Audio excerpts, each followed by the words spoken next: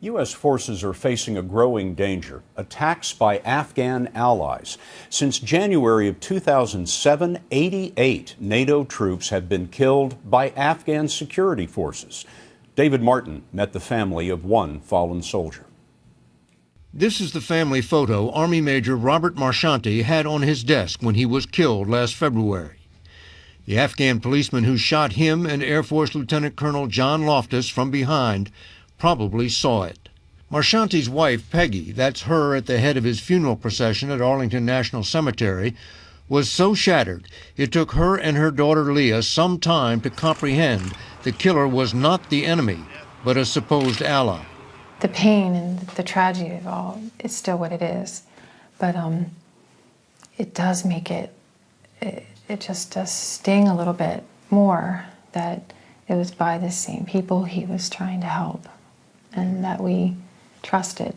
If he would have known he wasn't safe, then he would have been able to fight for himself, and I don't feel like he really had the opportunity. Marchanti and Loftis were working at the Afghan Interior Ministry, a heavily guarded building in Kabul which is frequently visited by senior U.S. officials, including Defense Secretary Panetta. Did you think, well, that's a pretty safe place? I thought that was a very safe place. Yeah. I thought that was the safest place you could probably be in Afghanistan. It happened 3 days after American servicemen mistakenly burned copies of the Koran they had confiscated from enemy prisoners. Everybody was on high alert for trouble. The last time I talked to him, he said he was on lockdown. So I went to bed thinking, he's safe for now. Marchanti and Loftis worked behind a door protected by a combination lock.